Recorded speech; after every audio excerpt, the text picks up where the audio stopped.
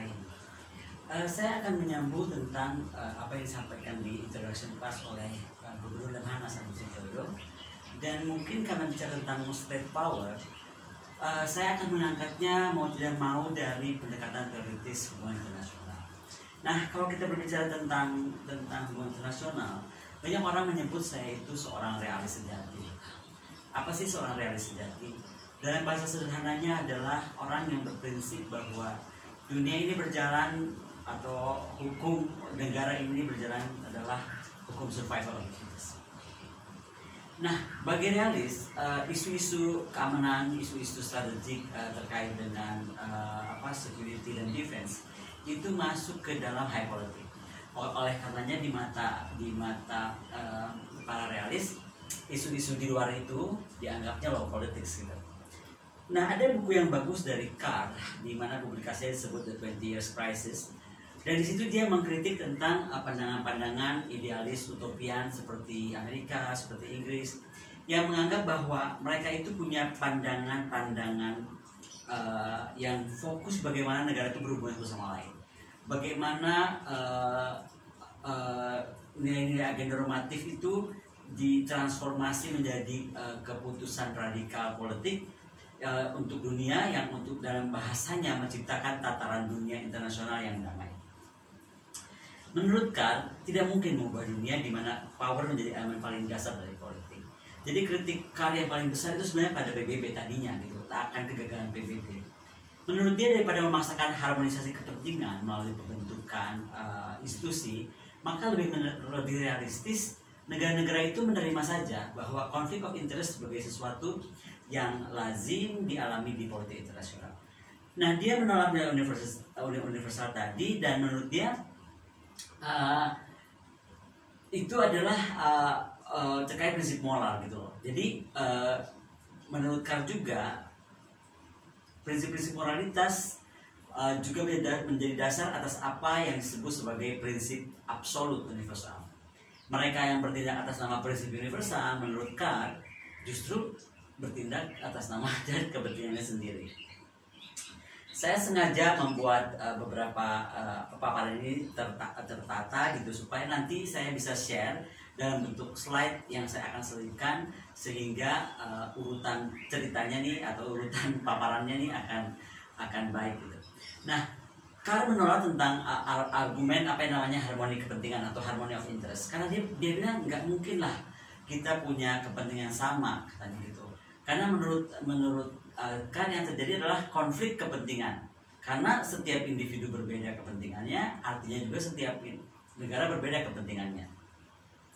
Menurut Carr, maka yang diperlukan dalam tataran dunia internasional atau dunia konfliktual seperti itu pada kenyataannya, yang dibutuhkan adalah tata aturan politik yang berdasarkan power, bukan moralitas.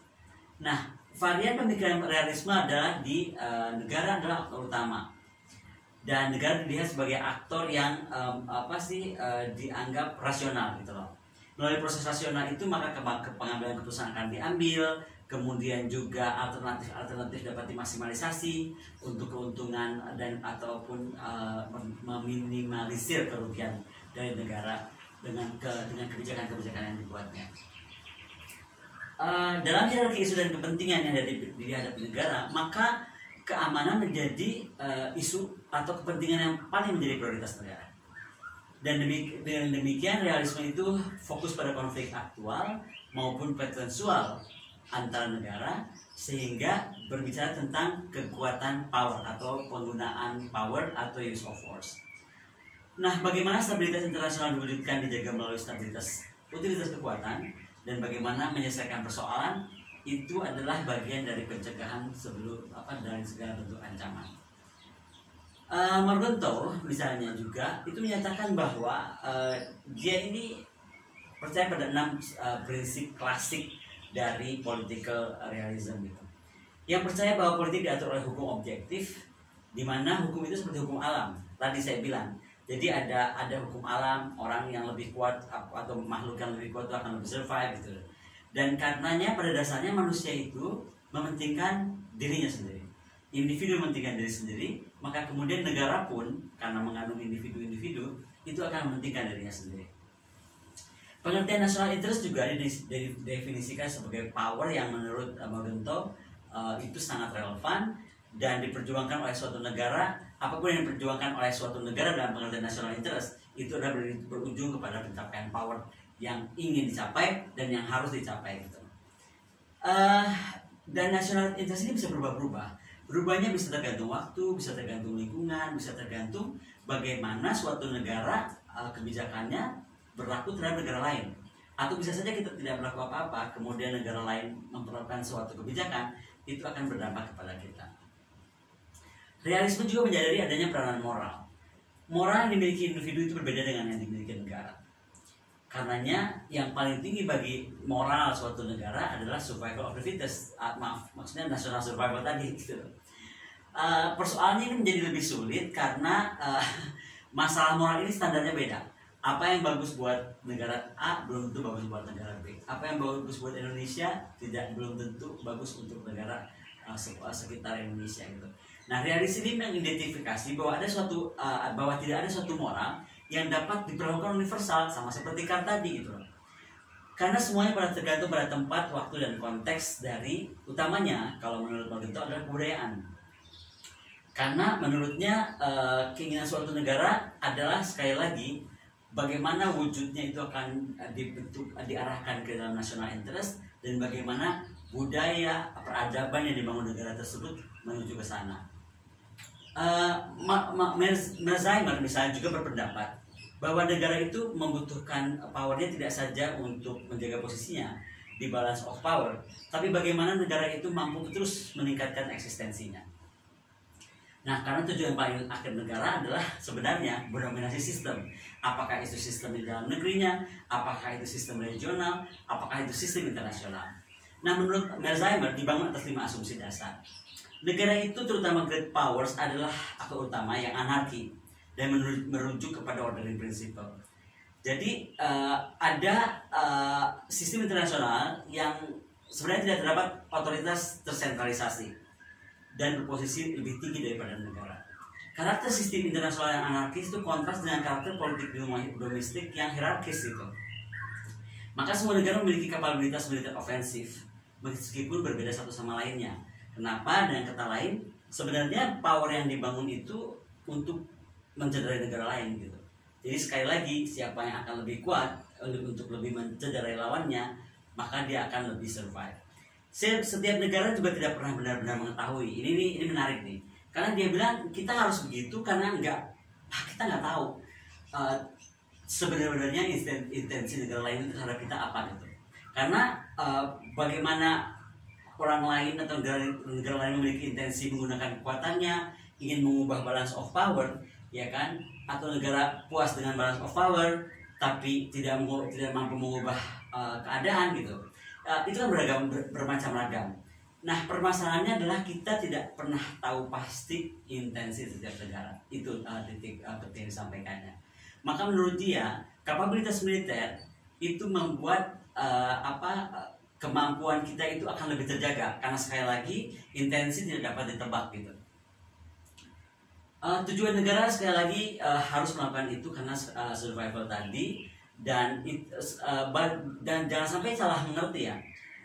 Ketika kita bicara tujuan negara dan survival, sebenarnya negara bukan nggak punya tujuan lain. Dia punya tujuan kemakmuran, dia punya tujuan kesejahteraan, dia punya tujuan hak asasi manusia, dia punya tujuan apapun itulah, melindungi lingkungan, melindungi apapun.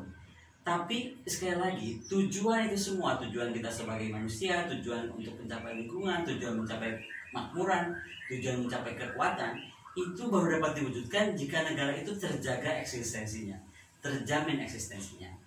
Nah, kelima asumsi tersebut, ya kan, ketika digabungkan akan menghasilkan 3 atribut: power maximization, self help yang berasal dari fear atau kekhawatiran yang ditimbulkan tadi.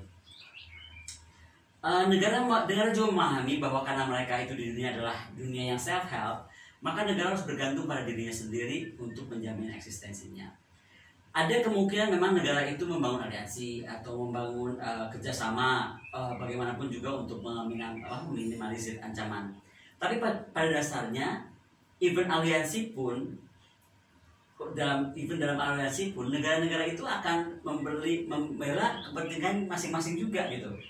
Jadi akan terus bertumpukan walaupun dalam aliansi, tetap aja dalam aliansi itu kita akan mencoba survive di antara aliansi tersebut. Nah, ini makanya menurut dia ini adalah fakta bahwa sebenarnya negara itu beroperasi dalam sebuah sistem internasional yang self help. Untuk itu kemungkinannya adalah tidak dia harus maksimalisasi powernya, dan itu sebenarnya untuk kemungkinan dia diserang dalam apapun ya. Ketika kita ngomong diserang, kita nggak bicara soal perang secara fisik diserbu gitu, enggak, tapi diserbu secara perang dagang, diserbu secara perang ideologi, diserbu secara perang budaya, itu menjadi apapun yang disebut dimaksudnya serangan. Nah, Brzezinski itu pada tahun 97 memperkenalkan model kekuatan negara. Dan ini menarik karena dia menyampaikan bahwa model kekuatan negara Brzezinski itu adalah bagaimana power yang dicapai itu adalah melalui kekuatan militer siaga, melalui ekonomi, melalui kekuatan teknologi dan penduduk. Simpel aja, militer, ekonomi, teknologi, penduduk. Itu yang disampaikan oleh Brzezinski di tahun 1993. Nah, Klein itu beda lagi. Klein ini dipanggil oleh Presiden Amerika ketika Amerika kalah dari perang Vietnam, dan dia memberikan rumus untuk Amerika gitu. Menurut Klein itu rumus kekuatan negara yang harus dibangun adalah bagaimana ekonomi plus militer plus critical mass atau penduduk yang produktif itu dikali strategik dan will dari negara itu, atau strategi dan keinginan atau strategi dan cita-cita negara ini mau kemana. Nah, berpijak dari model itulah kemudian William Liddell menciptakan rumus yang lebih sederhana. Menurut William Liddell loh, negaranya sudah dianggap maju, dia sudah pasti tahu akan apa yang dilakukannya kepada si M tadi, kepada critical mass tadi, sehingga juga strategik dan will apa sudah harusnya negara modern itu tahu. Nah, yang menarik adalah sebenarnya banyak juga model-model lain ya. Saya tuh kemarin inginnya menyampaikan tentang model model Lemhanas ya. Lemhanas ini punya rumus yang menurut saya menarik sekali, dan itu harusnya kita ketahui karena bagaimanapun itu bagian dari bagaimana kita akan menuju kekuatan negara yang kita inginkan. Saya akan coba tuliskan saja di sini. Model matematika Lemhanas itu prinsipnya adalah bagaimana sebenarnya kekuatan itu sama dengan fungsi pengertian matematik ya, fungsi daripada Trigatra dan Panchagatra. Nah, apa sih artinya? Yaitu artinya fungsi daripada geografi, demografi, dan kondisi sumber daya alam. Ini dikalikan kondisi dari ideologi, kondisi dari sistem politik, kondisi dari sistem ekonomi, kondisi dari sistem sosial budaya, dan yang terakhir adalah bagaimana kondisi dari sosial budaya. Kondisi terakhir dari Hankam. Jadi sekali lagi geografi, demografi, kemudian sumber daya alam, kemudian ideologi, kemudian sistem politik, kemudian ekonomi, kemudian sosial budaya, dan bagaimana Hankamnya di situ. Jadi hampir sama sebenarnya, tapi lebih masuk ke sini adalah bagaimana sumber daya itu ada di sini dan demografi ada di sini. Mirip sebenarnya Klein. Kalau Klein kan jelas dia itu power sama dengan E plus M plus CM, ya kan, kali S dan W. Jadi critical mass itu tarik ke sana oleh Lemhanas. Ekonominya diturunkan ke sini, ya kan, militer pun ada di sini. Itu yang saya kira harus kita pahami, karena bagaimanapun kita nggak bisa lepas dari konsep pemikiran Lemhanas tentang pembangunan kekuatan negara. Nah, saya jadi ingat ketika Hobbes bilang bahwa rakyat itu atau kontrak sosial yang dimukakan oleh Thomas Hobbes menyatakan bahwa rakyat memberikan loyalitasnya kepada negara, dan sebagai gantinya negara itu harus melindungi rakyatnya dari ketidakteraturan domestik ataupun ketidakaturan dari luar. Makanya rakyat yang tidak memberikan loyalitasnya kepada negara, dia tidak memiliki hak untuk dilindungi. Nah ini menarik nih, ketika rakyat tidak memberikan loyalitasnya kepada negara, dia tidak memiliki hak untuk dilindungi. Begitupun sebaliknya, ketika negara tidak mampu menyediakan keteraturan, tidak mampu menyediakan perlindungan, maka negara tersebut sebenarnya tidak memiliki hak atas loyalitas rakyatnya. Dalam kondisi yang paling ideal, prinsip kedaulatan dan non intervensi ini sebenarnya mencegah terjadinya perang. Akan tetapi negara itu memiliki kepentingan berbeda, seringkali konflik satu sama lain seperti tadi saya ceritakan, dan bagaimana terjadinya perang, kemungkinan perang itu dilakukan, dan karakter struktur internasional membuat perang itu menjadi fitur permanen politik internasional. Nah karena dia merupakan fitur permanen, dapat terjadi kapan saja dan di mana saja, sehingga kembali tadi beralasan bagi setiap negara untuk bersiap-siap menghadapinya. Ini kembali kepada tadi, ketika kontrak sosial Thomas Hobbes dinyatakan rakyat harus memberikan loyalitas kepada negara dan gantian negara memberikan perlindungan kepada rakyat, itulah yang sebenarnya kita sekarang harus melihat bagaimana sebenarnya kita mengurusi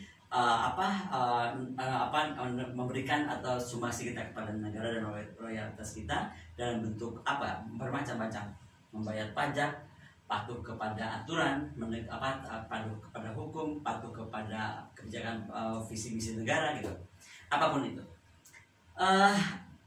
Sekarang kalau kita bicara negara dan militer, sebenarnya kekuatan efektivitas militer itu menjadi persoalan penting dalam membangun kekuatan negara. Seperti tadi kita lihat ya, di rumus Klein terutama gitu kan, atau rumusnya William Liddell yang lebih simpel lagi, hanya power sama dengan ekonomi plus ekonomi kali militer. Coba bayangkan aja, dan itu dibilangnya interventing factors. Jadi mau duluan militer, ekonominya akan naik.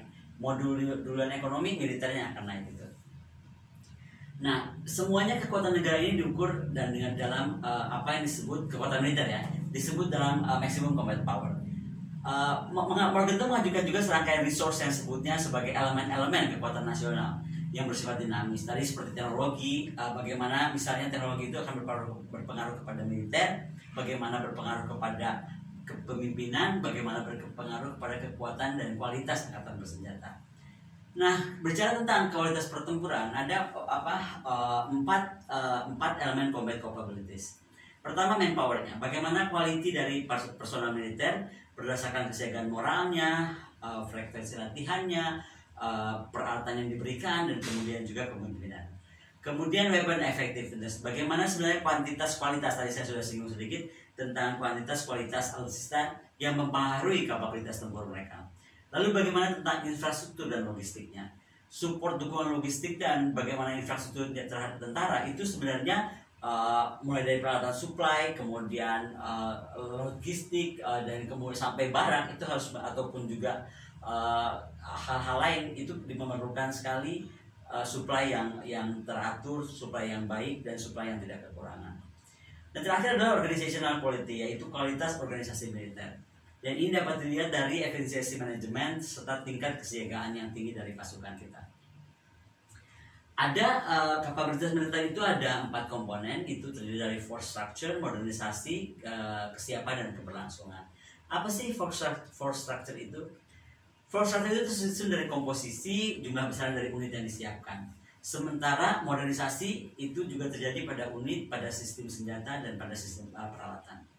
Kesiapan di sini diartikan sebagai kemampuan menyediakan menyediakan kapabilitas yang ingin dicapai dalam menjalankan misi yang ditugaskan. Keberlangsungan diartikan mempertahankan tingkat kemampuan mencakup ketersediaan dan pembayaran pasukan, perlengkapan, dan perbekalan yang diperlukan oleh pasukan. Perbedaan atas kapabilitas senjata dan kapabilitas perang mempengaruhi tampilan postur. Postur dan kekuatan militer suatu negara pada akhirnya akan mempengaruhi kekuatan negara tersebut. Nah, dalam mengatur pemerintahan dan mandiri sebenarnya dalam bidang kehidupan, maka negara itu harus punya kemampuan untuk menekan, mengontrol negara lain, sehingga state power itu dianggap harus memiliki kekuatan yang tinggi. Apapun juga itu harus terjadi supaya kepentingan internasional itu tidak terganggu. Menurut Mesmer, tidak ada satu negara pun yang dapat menggaransi, tadi saya sudah bilang kan, bahwa nggak pernah tahu kita intensi orang lain, intensi negara lain, maka sekarang Netherlands mengingatkan lagi bahwa tidak ada satu negara pun dapat menggaransi bahwa negara lain demi mencapai kepentingan nasionalnya tidak akan pernah menggunakan kapabilitas militernya. Apakah itu kapabilitas militer langsungnya ataupun tidak langsung dan dalam bentuk apapun. Sebenarnya berbicara negara itu ada kaitannya dengan kekuasaan. Dan kekuasaan itu merupakan pemahaman paling mendasar dari selain mendasar paling fundamental dari dalam disiplin ilmu politik. Maka negara itu punya sifat memaksa agar peraturan dapat ditaati. Negara dapat memaksa masyarakat harus tertib. Walaupun ini bisa kita bahas yang menertibkan Indonesia ini kan masuk Kamtipnas itu masuknya ke polisi ya. Tapi nanti itu bisa kita bahas lain sisi. Yang penting adalah bagaimana negara itu tetap aman, peraturan ditaati, masyarakat tertib, anarki dapat dicegah gitu kan. Artinya negara ini mempunyai sifat memaksa dengan kekuasaan menggunakan kekerasan fisik. Kita lihat apa yang terjadi misalnya di Amerika Serikat ketika Trump kemudian deploy Delta Force-nya kemarin. Itu walaupun sekarang ramai, dia tuh pakai apa nih basicnya? Apakah undang-undang yang satu atau undang-undang yang lain gitu loh? Apakah undang-undang tahun 1800 atau undang-undang tahun 2007 gitu? Tapi intinya adalah bagaimana sebenarnya kekuasaan itu negara punya sifat memaksa untuk menggunakan kekerasan fisiknya secara legal, dan itu dapat dilakukan oleh hanya dua unsur, oleh polisi atau oleh tentara. Nah, militer itu harus diingat. Ini yang sekarang saya sering sekali ingin sampaikan bahwa sipil memang betul harus ada supremacy over military gitu ya, atau bagaimana supremasi sipil di atas militer. Tapi kita juga jangan salah, militer itu adalah profesi khusus. Saya harus ingatkan, militer adalah profesi khusus, memiliki tingkat spesialisasi yang tinggi, pekerjaan khusus dengan keahlian khusus, bergerak dalam sebuah kelompok yang khusus, yang timbul dari itu sebuah tanggung jawab sosial yang khusus. Harus saya ulangi, militer adalah profesi khusus, memiliki tingkat spesialisasi yang tinggi, suatu pekerjaan khusus dengan keahlian khusus oleh sebuah kelompok khusus yang timbul dan hadir dari sebuah tanggung jawab sosial khusus, yaitu tadi yang dibebankan negara kepadanya. Nah, terdapat tiga aspek yang membedakan kelompok profesional itu dan kelompok sipil. Satu, keahliannya. Tadi saya bilang keahlian militer itu khusus. Kemudian kesatuannya, kemudian tanggung jawab yang sosial tadi, bagaimana mencakup konsep profesi ketentaraan yang mahir bertempur gitu. Karena bagaimanapun tentara itu adalah soldier, prajurit yang bertugas untuk memenangkan perang. Artinya dia itu warrior gitu kan. Jadi dia itu soldier dan warrior. Makanya itu menggunakan tentara itu betul-betul harus efektif, harus efisien, dan kemudian harus betul-betul diperlengkapi, dididik dan dipersenjatai sebaik-baiknya. Dan tidak boleh tentara itu kemudian dibuat menjadi serba salah melangkah kemana atau boleh atau tidak melangkahnya gitu. Semuanya harus terlindungi oleh hukum dan dijaga oleh aturan gitu. Menurut saya ini yang mesti kita dorong gitu kan, karena sekarang misalnya saja ada di kita beranggapan bahwa terorisme itu harus seluruhnya ranah polisi gitu. Walaupun itu dalam tentara dimasukkan dalam OMSP, tapi saya cuma mau mengingatkan bahwa terorisme zaman dahulu sama zaman sekarang sudah beda. Sekarang itu kita sangat concern sebenarnya kalau kita lihat laporan Enders dari 2013, dia sudah prediksikan per 2020 ke atas, 2020 sampai seterusnya, maka ancaman CBRNE itu akan meningkat. Apa sih CBRNE? Chemical, biology, radiology, kemudian nuklir, dan terakhir eksplosif. Jadi disinyalir para teroris ini akan bergerak menggunakan CBRNE. Yang kita paling khawatirkan adalah menggunakan teknologi atau menggunakan senjata biologi. Pada saat saya menghitung yang terakhir itu senjata biologi itu hanya diperlukan untuk per 1 kilometer perang itu diperlukan $1 untuk senjata biologi. Kemarin saya baru membaca report, ternyata sekarang udah lebih murah gitu loh. Hanya 29 sen 30 sen. Bayangkan saja betapa murahnya senjata biologi itu dan betapa masifnya bisa dapat digerakkan untuk menghancurkan negara. Kita alamilah sekarang COVID-19 ini, terlepas dia senjata biologi atau tidak, semuanya terhenti. Ekonomi berhenti, ya kan, kehidupan sosial berhenti, kebudayaan kita juga mungkin berhenti. Sekarang kita berkelas dengan cara virtual gitu ya, daripada bertemu lebih sering. sekali lagi aktivitas tunggal dari profesi militer adalah melatih diri, mengadakan latihan, bagaimana juga perlengkapan untuk menghadapi ancaman, dan bagaimana kesatuannya adalah menurut Harold Laswell adalah organisasi kekerasan atau penolak kekerasan, sehingga menurut dia tugas tentara itu jelas adalah bagaimana kita ini menganggap geografi sebagai ruang hidup. Ruang hidup itu menjadi sumber daya kita. Sumber daya kita adalah energi dan ekonomi yang harus kita bangun. Energi dan ekonomi kemudian membuat kekuasaan atau power kita muncul. Sehingga sekali lagi lingkaran ini memerlukan suatu proteksi, dan proteksi itu adalah kekuatan yang dapat dikelola dengan kekerasan jika diperlukan. Contoh saja kita kemarin Laut Cina Selatan, begitu kapal Cina mundar-mandir di situ, atau dengan terjadinya sepadan ligitan, lepasnya sepadan ligitan misalnya, bisa kita lihat kan bahwa ternyata negara itu harus hadir, menghadirkan tentara sebagai organisasi kekerasan dan mengelola kekerasan untuk bersikap melindungi ruang hidup kita. Sekali lagi saya cuma ingin bilang bahwa Samuel Feiner itu bilang negara itu memiliki tentara adalah untuk bertempur, untuk memenangkan peperangan. Tadi ya, dia prajurit, dia soldier, dan dia juga warrior untuk menang perang.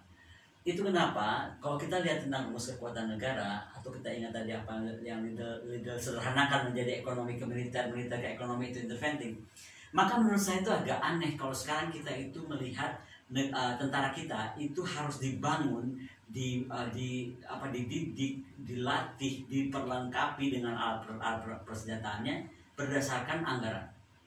Karena dimanapun negara normal, dia itu akan dibangun berdasarkan ancaman, berdasarkan gangguan, hambatan, dan tantangan yang dihadapi. Ini beda sekali nih artinya. Ketika kita bicara satu sisi, kita bicara ancaman. Kalau ancaman kita bisa ukur nih, ancaman ini kira-kira akan mencapai kita kapan, besaran dampaknya seperti apa, dan lain sebagainya. Kita memerlukan apa, bagaimana, dan kemana misalnya untuk deployment. Beda sekali dengan seperti misalnya ada sekarang uang tersedia sekian, Anda harus melindungi bangsa ini dengan dana cukup sekian. Saya kira kita harus merenungkan tentang kebijakan itu, atau yang dikenal dengan kebijakan minimum essential force, atau apapun lah namanya, buat saya sudah nggak penting. Tapi yang penting adalah cara berpikir bagaimana membangun kekuatan negara ini berdasarkan anggaran yang disediakan. Saya kadang-kadang berpikir kenapa ya, untuk anggaran kita pesta demokrasi, anggaran pilpres, anggaran pemilu, atau apapun namanya, uangnya ada terus gitu. Nggak pernah tuh pemilu sekarang harus diadakan sesuai dengan anggaran yang cuma ini, misalnya cuma bisa sekian dan di mana gitu. Nggak ada. Tapi itu yang terjadi sama tentara kita. Kita harus ini, harus itu, harus bisa melindungi, harus bisa menjaga, harus bisa memproteksi kita semua dan kedaulatan kita gitu. Tidak boleh ada yang melanggar ruang udara, tidak boleh ada yang melanggar wilayah laut, tidak boleh ada yang menyerbu ke daratan. Dan untuk apapun ya, sekali lagi. Tapi sekali lagi tentara kita kemudian diikat oleh apa yang namanya anggaran, yang menurut saya pun dibanding dengan negara-negara tetangga sangat jauh dari normal. Saya akhiri sampai di sini saja dulu kelas kita hari ini. Saya harap kita dapat bertemu di Selasa depan dengan tema yang masih terus terang saja berkaitan dengan kekuatan negara. Dan sampai jumpa. Semoga Anda bisa memberikan masukan, memberikan komentar, memberikan pemikiran Anda barangkali yang bisa kita komunikasikan di ruang komen di bawah ini. Dan sekali lagi terima kasih dan selamat pagi.